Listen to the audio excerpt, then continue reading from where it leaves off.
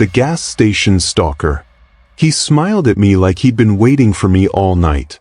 The highway had thinned to a single line of light in the rearview. It was 1:12 a.m., that tired hour when even the radio gives up. My gas light had been glowing for 20 miles, so when a lonesome station appeared I pulled in like a moth. The canopy buzzed. Moths spiraled. The air smelled like cold rubber. One other car sat by the far pump, an old blue sedan, hood up. A man leaned against it, hands in pockets, eyes on me. He didn't fix anything. He didn't move. Keep it transactional.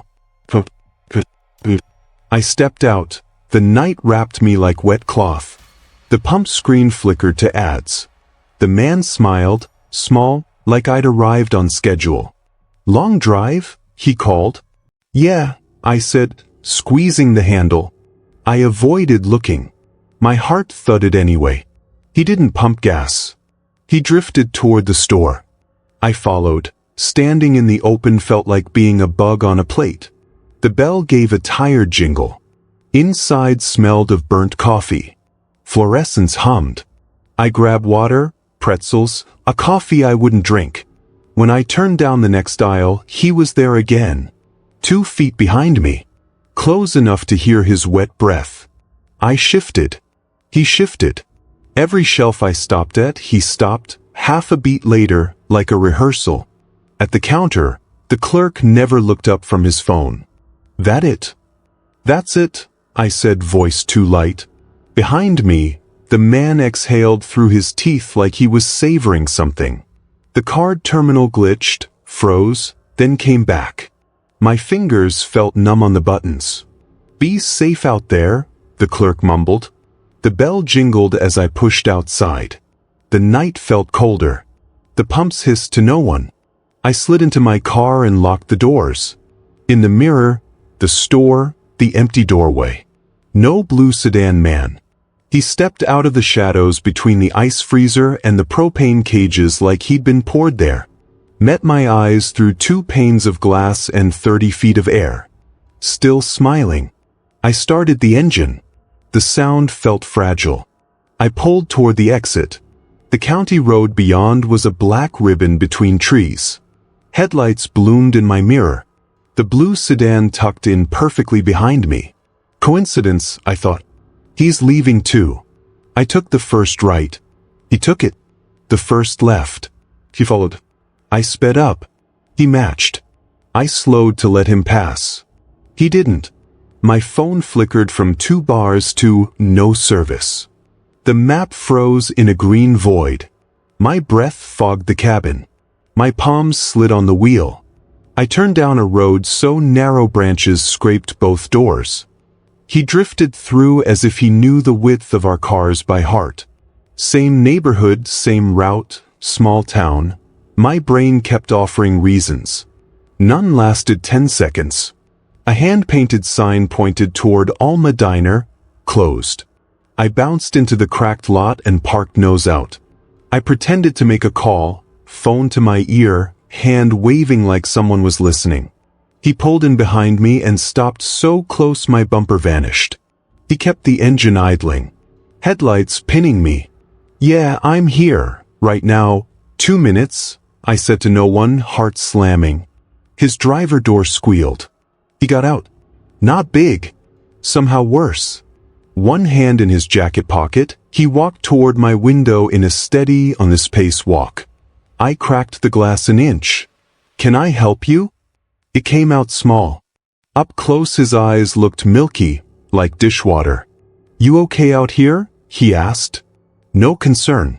Just words. "I'm good," I said. "I'm meeting someone." He glanced at my phone, the dark diner, the empty highway. The smile peeled a little wider. "No service out here," he said. "Not for miles." He palmed the glass softly. His other hand stayed in his pocket.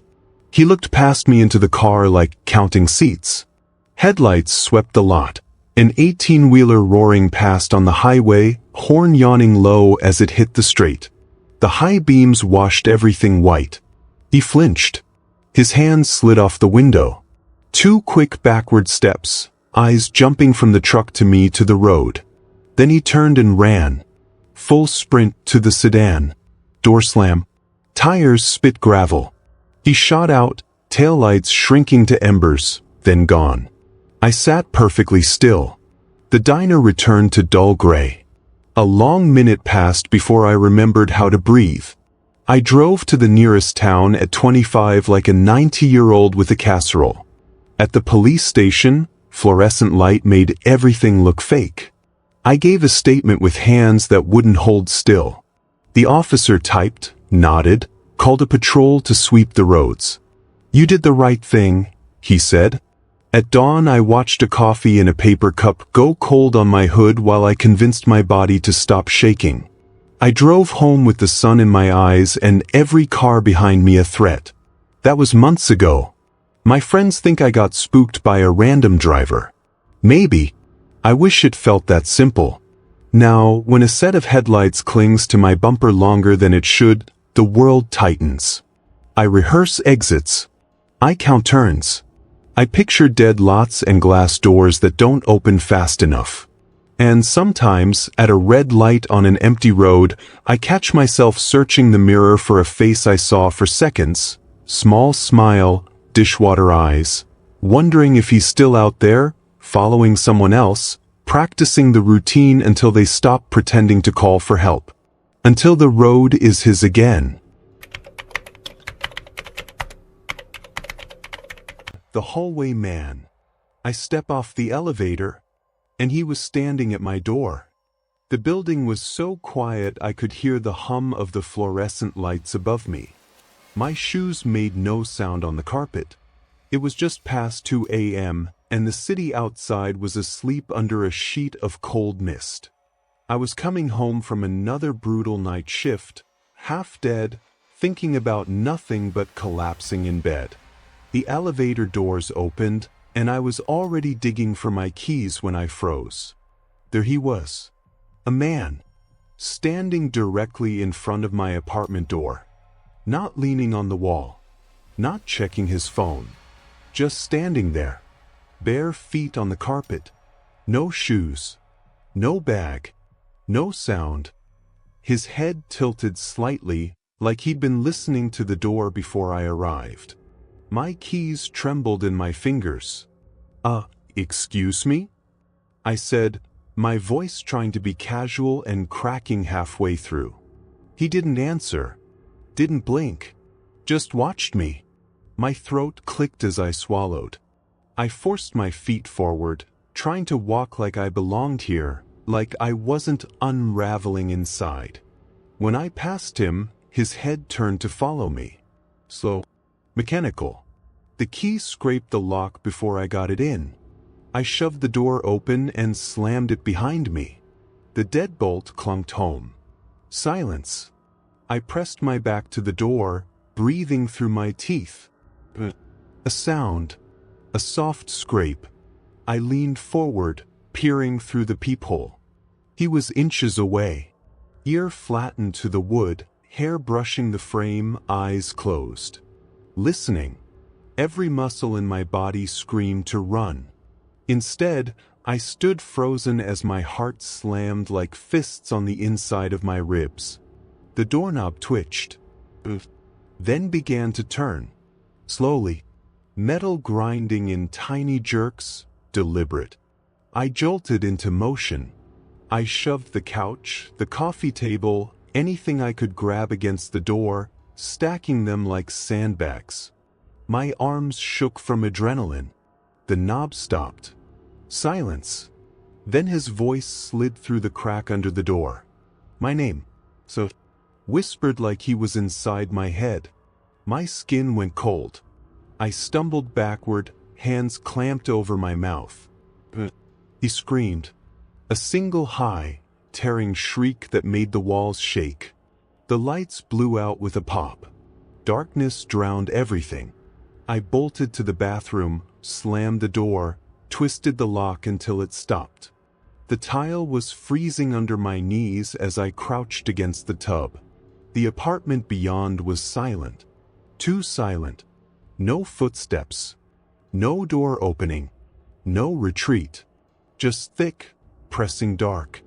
I stayed like that for hours, gripping the plunger handle like a weapon, trying to make my breathing silent. Dawn bled slowly through the frosted glass window. The apartment was gray when I finally crept out. I inched the couch aside, my arms trembling, and checked the peephole. Empty hallway. No footprints on the carpet. No sound but the faint buzz of the lights. I stood there for a long time, staring at nothing. Then I left for work 2 hours early just to be around people. I've never told my neighbors. I don't know what's worse. That someone got that close to me, or that I don't know where he went. When the lights came back on. The park bench stranger. The bench was empty, until he sat inches from me. I wasn't supposed to stop. That park was just a shortcut on my evening run, a sliver of quiet tucked between apartment blocks and the river. The air was sharp with the first bite of autumn, and the trail lights buzzed faintly like dying insects. I slowed to catch my breath, lungs burning, legs trembling. My heart pounded in my ears. The bench was old wood, cold through my leggings as I sat down. The night hummed with soft traffic far away. Then, without a sound, someone sat down beside me. Not beside me, against me, pressed shoulder to shoulder like we were old friends. I flinched so hard the bench groaned. He stared straight ahead, posture perfectly still. I didn't move, didn't breathe. The bench was long, plenty of room, and he chose this spot. His smell hit first, metallic and sour, like rusted pennies soaked in milk. His lips twitched, then began moving silently, muttering, words too fast and tangled to catch, spilling like insects crawling over each other. My pulse climbed my throat. I eased an inch away. His eyes snapped toward me without turning his head. Dark, glassy, reflecting nothing. The muttering stopped. Then, softly, almost like a joke, "Would anyone notice if you vanished?" My breath caught like a hook in my chest. I forced a weak laugh. "Excuse me?" He smiled. Not kind, just stretched. His hand slid into his coat pocket. Came out holding a small blade, catching the dull orange glow of the lamp above.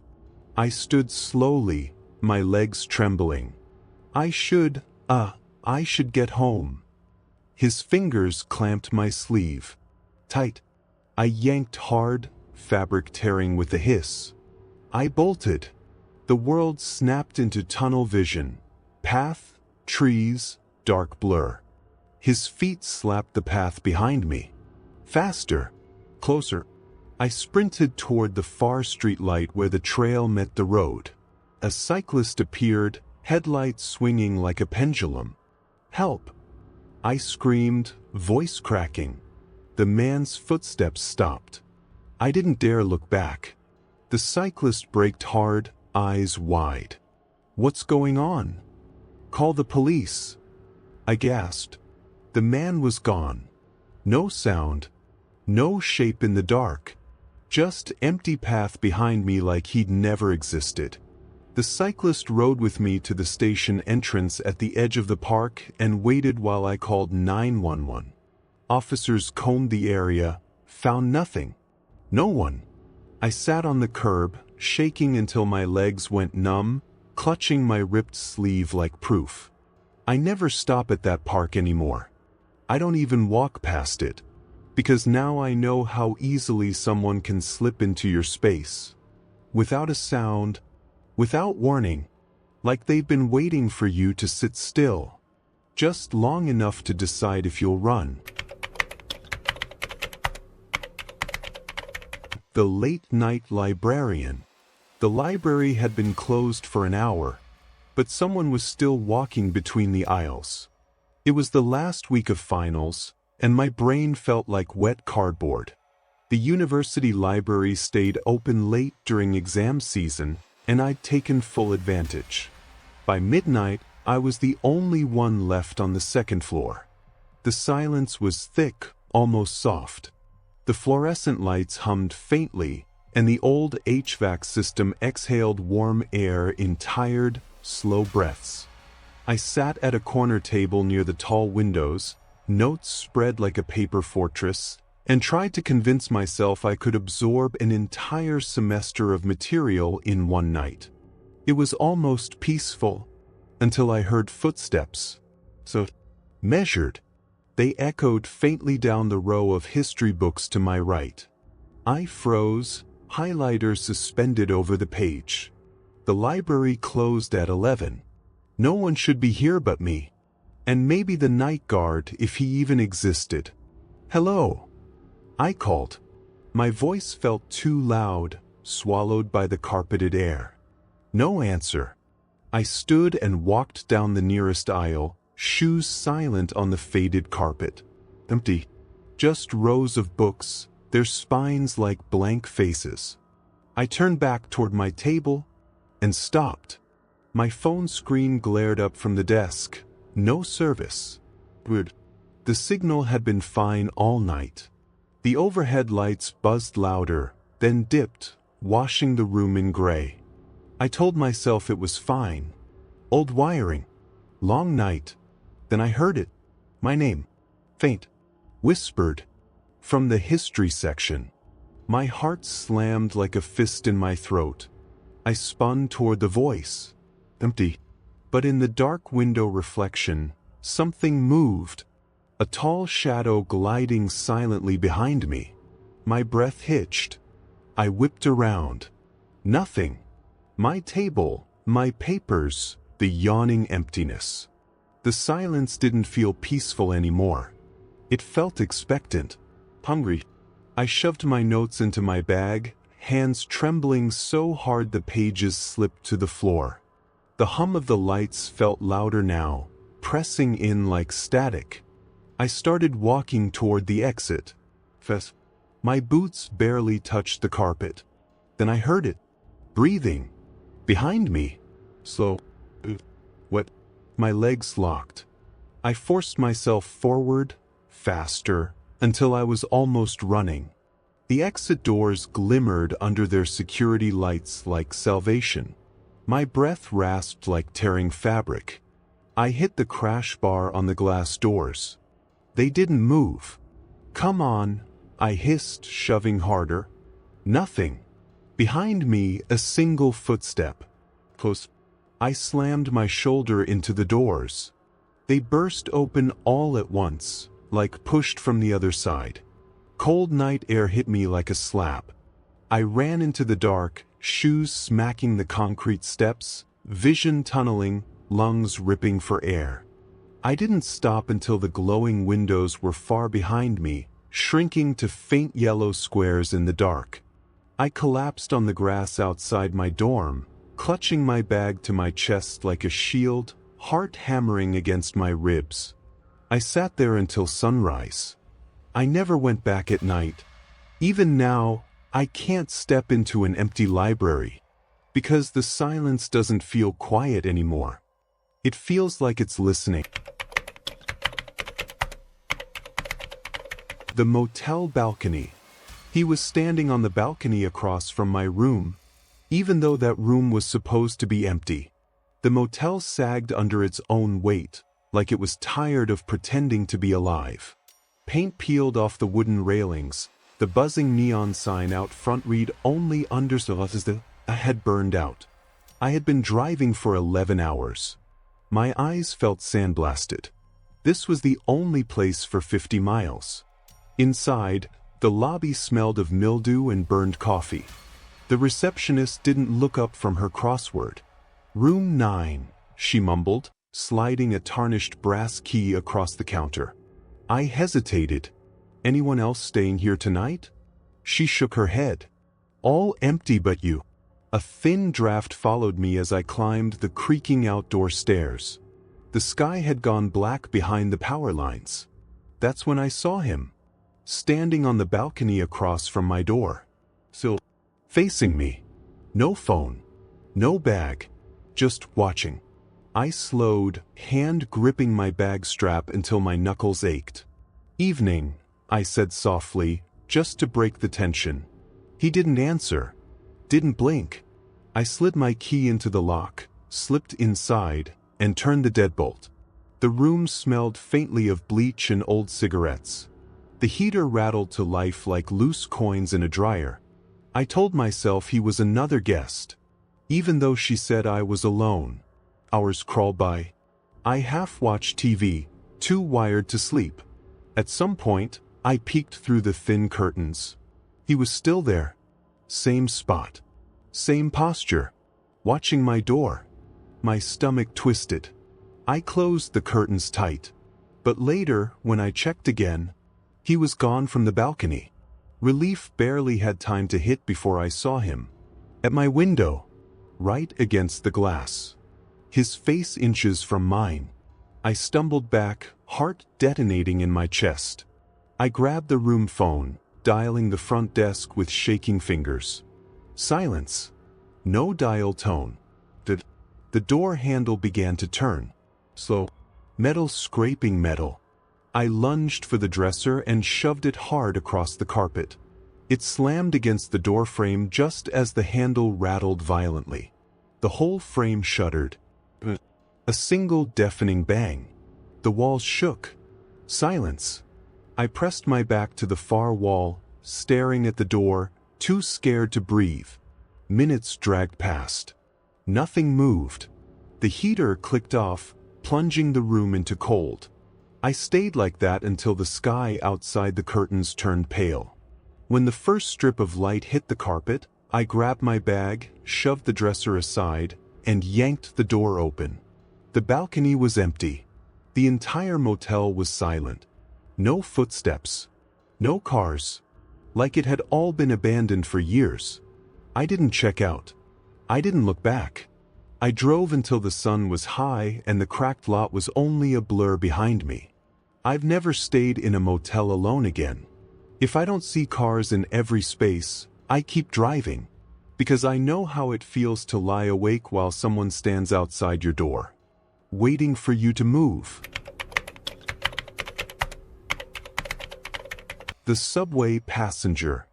The subway was empty, until he sat directly across from me, smiling like he knew a secret. It was just after 1 a.m., that hollow hour when even the city seems to hold its breath. The platform was dead silent, just the distant hum of the tunnels and the faint rattle of loose tiles under my boots. I had worked a double shift and felt like a sleepwalker as the train screeched in. The doors opened with a hiss. Empty. The car was washed in harsh fluorescent light that made everything look flat and too sharp. I sank into a seat halfway down, bag hugged to my chest. The metal was cold through my coat. The train lurched forward. We roared into the tunnel. For a few minutes, there was nothing but the hum of the tracks and the dull sway of the car. Then I blinked, and he was there, sitting directly across from me. Thin, long coat pooling around his feet. Smiling. Every other seat was empty, yet he chose that one. My throat tightened. I looked away, pretending to scroll my phone. His reflection in the window still stared at me. He didn't blink, didn't shift, just smiled faintly, lips stretched too tight. His mouth started moving, but no sound came out. Whispering silently, over and over, faster, like he was arguing with someone only he could hear. The lights flickered. When they buzzed back on, he was 2 seats closer. I hadn't seen him move. The air grew colder, sharp on my face. I glanced at the emergency button above the door. It was too far. The train slowed, then stopped. In the middle of the tunnel, my breath caught. We sat there in humming silence. The lights flickered again. When they steadied, he was crouched inches from my knees. His smile was wider now. His eyes were huge, wet black, swallowing the light. My body locked up. He slowly slid his hand into his coat. I couldn't breathe. The lights went out. 3 seconds of perfect black. I heard fabric shift, feet scrape. When the lights snapped back, he was beside me, pressed against my arm, grinning. I bolted. My seat slammed into my hip as I launched forward, tearing down the aisle, my boots hammering the metal floor. The door between cars groaned as I slammed it open and stumbled into the next car. Empty. I ran to the conductor's cab and shoved the lock. My chest heaved so hard the air tasted metallic. The cab smelled like grease and dust. I crouched on the floor, clutching my bag like a shield, eyes locked on the small window. No sound came from the car behind me, just the soft rattle of wheels on track. Minutes passed like hours. When the train finally lurched back to life, I stayed locked in that cab until we reached the next station. When the doors opened, I ran. Up the stairs, through the turnstile, into the sharp cold air like surfacing from a nightmare. I walked the extra 2 hours home that night, and I still do, because I can't forget the way he smiled. Like he wasn't meeting me, like he'd been waiting. The forest biker. I thought he was just passing by, until he started circling me. It was late afternoon, the sun melting into orange behind the tree-line. The forest trail was quiet except for the soft crunch of pine needles under my boots. I'd gone hiking to clear my head after a brutal week. Choosing a loop so far from town, the silence felt like a weight on my shoulders. For an hour, it was peaceful. Then I heard tires behind me. A bike rolled past, slow, silent. The rider was tall and thin, a black hoodie pulled low. He didn't nod or glance at me, just glided by. The sound faded into the trees. I exhaled, readjusted my pack, and kept walking. 10 minutes later, he passed again. From the opposite direction. Still silent. No eye contact. No sign of effort, just coasting past like the air moved him. I frowned. The loop had no cutoffs. No cross paths. He shouldn't have been ahead of me. I walked faster. The forest grew darker, shadows stacking in the hollows between roots. Then I heard the crunch again. Closer. He emerged from the trees onto the trail ahead, tires whispering on packed dirt. He wasn't riding through. He was circling me. A slow, perfect loop, pedals barely turning. His hood hid his face, but I could feel his eyes on me. My skin prickled like it was shrinking. I stepped off the trail to let him pass. He stopped. "Lost?" he asked. His voice was too smooth, too calm. I shook my head. "Just heading back. You'll be fun to follow home," he said. Then he smiled. I ran. Branches tore at my jacket. Roots snagged my boots. The trail blurred. The sound of tires followed. Close. I cut off trail into thick brush, lungs on fire, heart a drumbeat in my teeth. Leaves exploded around me. I dove behind a fallen log and pressed flat to the dirt. Silence. Soft tire crunch. Right behind the log. I bit down on my sleeve to muffle my breathing. His voice drifted through the trees. My name. Whispered like he was savoring it. Cold sank into my bones. I stayed curled under the log until the sound faded. Until the forest went still again. Then I crawled out, shaking so hard I could barely stay on my feet, and staggered the last half-mile back to the trailhead. The parking lot was empty except for my car. I locked the doors before my bag hit the seat. Drove home with every light on.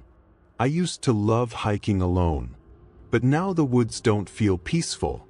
They feel like they're watching, just waiting for me to slow down. Enough to be circled. The parking lot watcher. The store was closing, but his car stayed parked beside mine, engine idling. It was close to midnight when I left the grocery store, the automatic doors sighing open into a wall of cold air. The parking lot was nearly empty, slick with patches of black ice that glinted under the buzzing sodium lights. My car sat alone near the far edge. Or almost alone. A black sedan was parked right beside it. Windows tinted black. Engine humming. A faint curl of white exhaust drifted from its tailpipe, rising like smoke into the still night air. Every other space was empty. I slowed, plastic bags biting into my fingers. No movement inside. Just the low, patient purr of the engine. A warning prickle crawled up my spine. I forced myself to keep walking, eyes on the pavement. Keys clinked softly in my grip. My boots crunched on scattered salt. The air smelled faintly metallic, like cold steel. Still no movement. I unlocked my trunk with shaking hands and loaded the bags fast, trying to look calm while my heart thrashed. When I slid into the driver's seat, my hands were slick with sweat. I locked the doors, started the engine. The sedan idled. I pulled out of the space, tires squealing faintly on the icy asphalt. The black car rolled out behind me. Headlights flared in my mirror. I told myself it was coincidence. Just another late-night shopper heading home. At the first turn, I went left. So did he. I slowed near a stop sign. He slowed too. The lot and its warm lights were long behind me now. The roads were empty, lined with shuttered buildings and skeletal trees. His headlights filled my mirrors, steady and silent. Every turn I took, he took closer now. The tightness in my chest climbed into my throat. I sped up. He matched. I slammed the brakes. So did he. No horn. No gesture. Just waiting. The streets narrowed as I reached the outskirts of my neighborhood. Houses spread farther apart, streetlights grew dim and infrequent. That's when he closed the gap. His headlights swelled until they filled my back window. My hands slipped on the wheel from sweat. I couldn't lead him to my house. I cut the wheel hard and turned into a random driveway, crunching over gravel. Killed my headlights. The black sedan stopped in the middle of the road. Its lights went off. Darkness dropped over the world like a curtain. We sat there, my breath coming in ragged bursts, the cold turning my glass to fog. Then I slammed the gear into reverse. My tires screamed. I shot backward into the street. The black car peeled after me. Its headlights blazed back on, searing white. My heart hammered so hard I saw black at the edges of my vision. The empty road blurred past in streaks of gray and yellow. I took random turns, sharp and fast, tires shrieking around corners. He stayed right behind me. Closer. Ahead. The glowing sign of the police station. Floodlights bathed the lot in harsh white. I swerved into it, tires screaming, and braked hard under the cameras. The black car sped past the entrance. Didn't slow. Didn't even glance toward me. Just vanished down a side street. I sat there shaking, chest heaving, fingers locked on the wheel. The station's lights felt unreal, like stage lights on an empty set. I waited until my heartbeat stopped rattling my ribs. Then I drove home, slow, headlights off, scanning every intersection. I never saw that car again. But ever since that night, I can't shop alone after dark. Because now, every time I step into an empty parking lot, I half expect to see a black sedan idling beside my car, engine humming like a quiet threat. The lake stranger. He was standing knee-deep in the water, just watching me. The lake was the quietest place I knew. That morning it was wrapped in mist, the surface still as glass, reflecting the pale gray sky like a cracked mirror. I went there to clear my head, to escape the static of screens and voices and deadlines. No one else was around. No cars in the dirt lot. No fishermen on the pier. Just me, the mud squelching softly under my boots, and the crisp bite of early air filling my lungs. I followed the curve of the shoreline, gravel crunching faintly beneath me. The smell of damp earth clung to everything. Then I saw him, 30 feet out, standing in the shallows. So, knee-deep, water rippled around his legs. He wore jeans and a soaked t-shirt clinging like wet paper. His arms hung limp at his sides. His head tilted slightly, watching me. I froze. My breath puffed white into the cold. He didn't move, didn't speak, just stared. The fog curled around him like smoke. I took a slow step back. His lips twitched. The surface around his legs stilled completely, as if holding its breath. I turned, walking fast, boots slipping on the wet stones. I glanced back. He was closer, waist deep now. No ripples, no splash, just closer. A pulse of cold slid through my chest. I grabbed my phone from my pocket, screen lighting my shaking hands. 80% battery. The screen blinked, then went black. A soft voice carried through the mist. "Come here." My heart clenched so hard it hurt. I ran. The fog swallowed the path, turned every tree into a silhouette. Water slapped behind me. Footsteps, no splash, fast, violent, closing the distance. I sprinted, lungs shredding, boots hammering the mud. I didn't look back. Couldn't. Branches clawed my sleeves, my legs screamed, but I kept going until the mist thinned and the gravel lot appeared ahead like salvation. My car sat alone, slick with dew. I fumbled the keys, wrenched the door open, and dove inside. The locks clicked down with a sound that barely felt real. I sat there gasping, waiting for a shape to emerge from the tree line. None came. The lake stayed silent. So, I drove out with my hands welded to the wheel. In the rear view, the fog rolled back over the water like a curtain closing. I didn't tell anyone. I don't know what I saw. I only know what it felt like.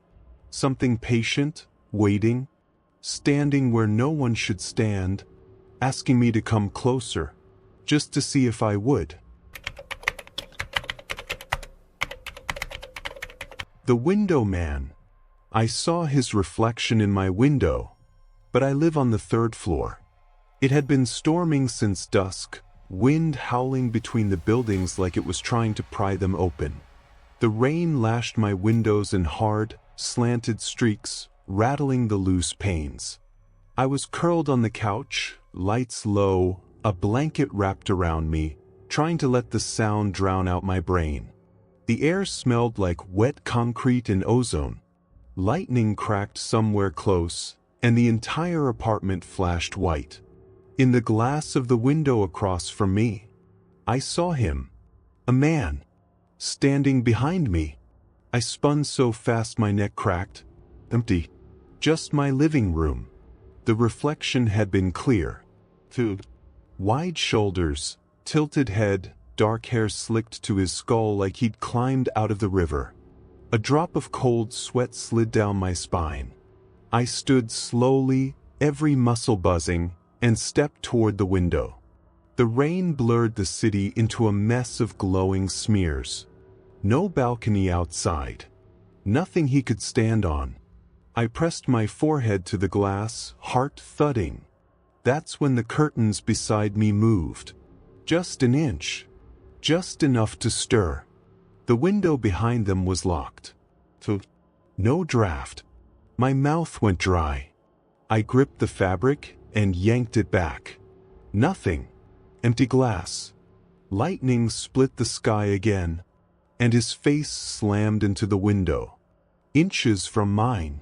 Soaked hair plastered to his skull. Eyes wide and white, mouth curled in a stretched grin. I stumbled backward, slamming into the coffee table. The lights flickered. He pressed his palm to the glass. Slow. Dragged it down, leaving a long wet smear. The glass didn't fog from his breath. Didn't mist. He was on the outside of a sealed third-story window. I bolted for the door, bare feet slapping the floor. Behind me, faint nails on glass. Scraping. I flung the door open, and the apartment went black. Power gone.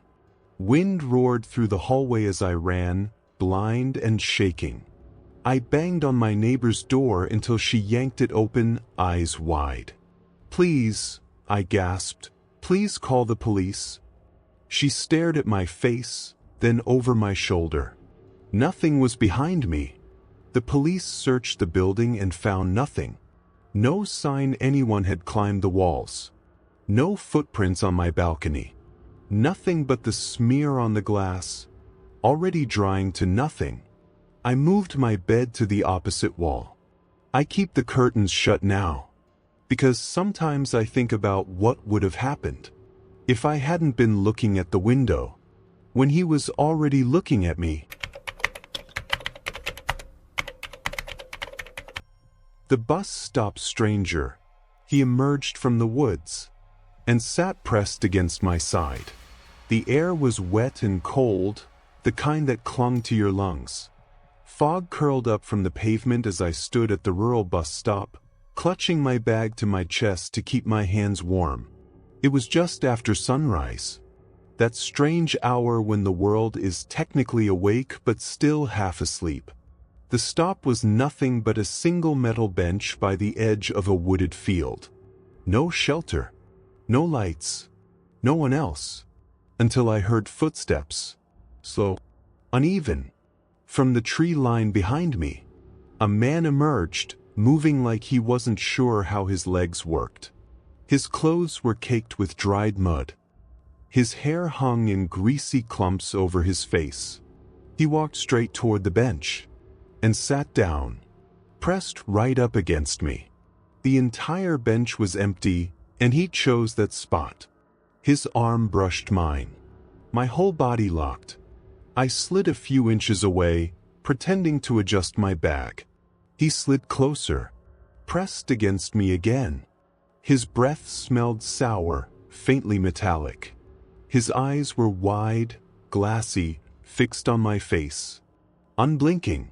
I stared forward, heart thudding, muscles screaming to run. Then he started whispering. At first it was just the shape of words, lips moving too fast to form sound. Then louder, faster, like an argument with someone only he could see. His eyes never left mine. "Where do you live?" he asked suddenly. My mouth went dry. "What?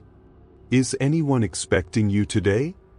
His lips twitched, almost smiling. Ice shot down my spine. I stood slowly, gripping my bag so hard my knuckles cracked. That's when I saw it. A small rusted knife in his hand, dragging across the metal bench. Screeching. The sound tore through the fog. He smiled wider. I bolted. He lunged, fingers snatching my sleeve, yanking hard. The fabric tore as I ripped free, sprinting straight into the road. A horn blared. Tires screeched. A car slammed to a stop just feet from me. The man froze, then bolted, straight back into the trees, vanishing like smoke. The driver jumped out, shouting, "Are you okay?" I couldn't answer. My throat locked. He glanced at the woods, then back at me and just opened the passenger door. I climbed in, shivering so hard my teeth chattered. We drove in silence. I kept my eyes on the mirror, watching the tree lean shrink and disappear. I never sat at that bus stop again. Now I stand far away, feet planted, muscles tense, ready to run. Because I know what it feels like when someone sits inches from you, just to see if you'll move. The snowbound stranger. He was barefoot in the snow, and smiling at me. The world was silent. Snow blanketed the street in thick white sheets, softening everything, sound, shape, color, until the whole neighborhood felt like it had been erased. It was almost midnight. My shift had run late and the buses had stopped running, so I decided to walk home. Each step crunched softly under my boots. My breath fogged the freezing air in pale bursts. Every house I passed was dark, curtains drawn, driveways empty. The streetlights buzzed weakly through the curtain of falling snow. And then I saw him, across the street, standing ankle-deep in the snow. A thin white t-shirt clung to him like wet tissue, his hair plastered to his forehead. His lips were cracked blue. And he was smiling. Too wide. I stopped mid-step, cold stabbing up through my boots. He didn't move. Didn't blink. His eyes locked on mine like they'd been waiting. My throat tightened. I forced myself to walk faster, boots crunching louder, trying to look calm while panic surged through my chest. When I glanced back, he was closer, still on the other side of the street. Half the distance now. I nearly slipped on the ice. My heart slammed against my ribs. I pulled my phone from my pocket with shaking fingers. 80% battery. The screen blinked, then went black. A pulse of cold shot through me. Snow fell heavier now, muffling the world until it felt like cotton pressed over my ears. I glanced back again. He was in the street, 10 feet behind me, bare feet slapping the snow. His smile had stretched wider, teeth glinting under the pale streetlight. I ran, boots skidding, lungs tearing for air. The world tunneled to the dark smudge of my building at the end of the block. The slap of his feet quickened. Louder. Closer. I risked a glance back. He was sprinting, arms stiff at his sides, head tilted, that smile like it would split his face. I pushed harder, legs screaming, boots slipping on the ice. I hit the stairs to my building, nearly falling. He was on the sidewalk below, close enough to touch. I clawed the railing, hauling myself up, keys fumbling from numb fingers. The lock fought me. His feet hit the bottom step. The door opened. I slammed it behind me and threw the deadbolt just as his shadow crossed the frosted glass. Silence. I collapsed to the floor, chest heaving, heart shaking the walls of my ribs. Through the side window, I saw him standing outside. Still smiling. The snow rising around his ankles. He didn't move. Didn't shiver. Didn't breathe. Just stood there. Minutes passed. Then an hour. And as the first thin strip of dawn seeped over the rooftops, turned and walked away. Slow. Deliberate. His bare feet leaving perfect black prints that the snow swallowed behind him. I don't walk home during snowstorms anymore, because I know what it's like to see something impossible, watching you from across the street, like it's been waiting all night.